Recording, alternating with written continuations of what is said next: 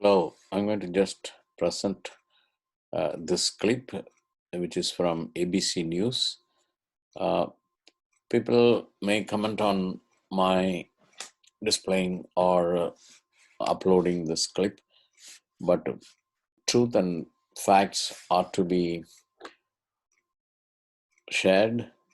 And so, if any precautionary measures could be taken, we should take. So, listen to this from ABC News.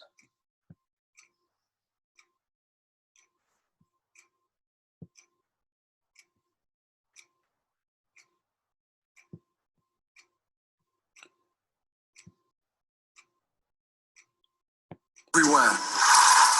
We cannot rest or truly recover until there is fair distribution to every corner of the world.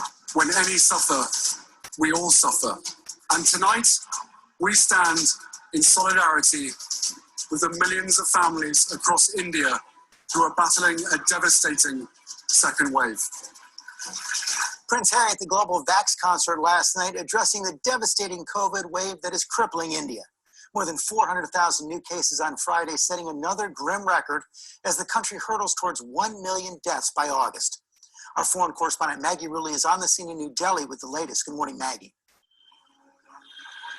Hey, George, good morning. Yeah, you said it. Those numbers, they are just staggering. More than 4,000 cases on back-to-back days. But pretty much every expert agrees that those numbers are just a fraction of reality. Most likely, they are 5 to 10 times higher than that. And with those numbers constantly rising, people here all tell us the same thing. They're scared, George, and they also feel helpless. Nearly everyone has a loved one who needs help right now. And for so many people, they just cannot find it. Many people say the healthcare system here has failed them, and they're now turning to outsiders, volunteers, regular people that are stepping in to help. We visited this temple that's now turned into a makeshift clinic. It is run 24/7, day and night by volunteers. They say they've helped about 15,000 people get oxygen in just the past few weeks. And while we were there, we met one young woman whose mother was sick. She told us that late last night, she started struggling to breathe. She had low oxygen levels. She rushed her to the hospital, and she was turned away. The hospital said they just had no oxygen to give her. Now, thankfully, she was able to make it to that clinic. Her mom was doing better today, but for so many, it has been too late. The crematoriums here in this city, we're told, are just running at an unprecedented rate night and day. We were at one of them today in New Delhi, and we met a man who was there. His mother had just passed away only hours after he had finally found her a hospital bed. And he told us he has lost all faith in the healthcare system. He blames the government, healthcare, and George, he also said something that sticks with me. He said, he is a successful engineer. He's always been able to pay for healthcare. And this is the first time that he has truly felt helpless. The healthcare system basically collapsing over there. What's the greatest need right now?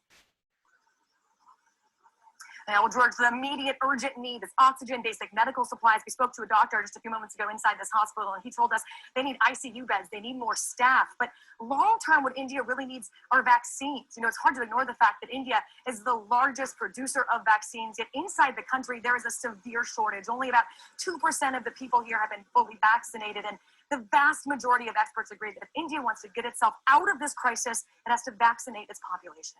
George?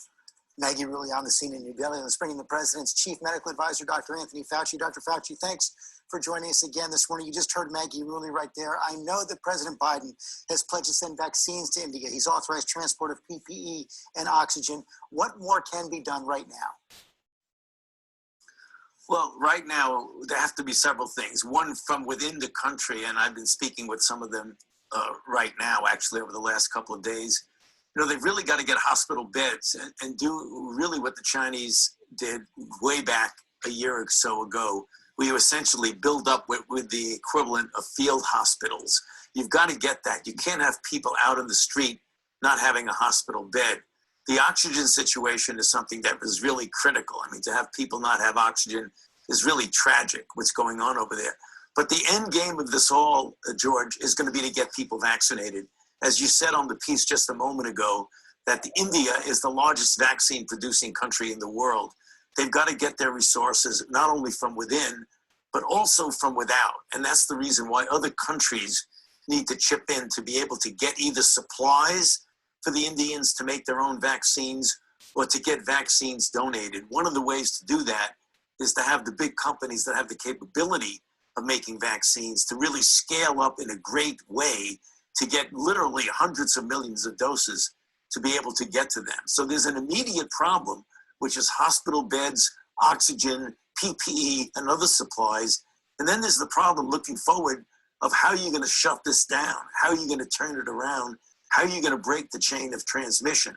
Vaccines is one of them, but there are other ways too, like shutting down the government. I have advised them in the past that you really need to do that. You've got to shut down. I believe several of the Indian states have already done that, but you need to break the chain of transmission. And one of the ways to do that is to shut down. As you know, the long-term solution is vaccines, but it's not just India. Africa's vaccinated only 1% of its population compared to more than 40% here. So, hearing this clip, we understand the situation in India. I mean, this is not the time to think about whether vaccine is right or wrong, and also, allowing places to be used for medical provision. Two of my small places, just 1,000 square feet, 2,000 square feet places are taken, and they have converted that to be COVID treatment center. And I'm also working on getting a larger space and give them. So we try, beloved, continue to help our Indian affected people, and we have an appeal very much in sorry about that. I think it is not coming, that appeal. Just yeah, there it is. Just hold on for a minute.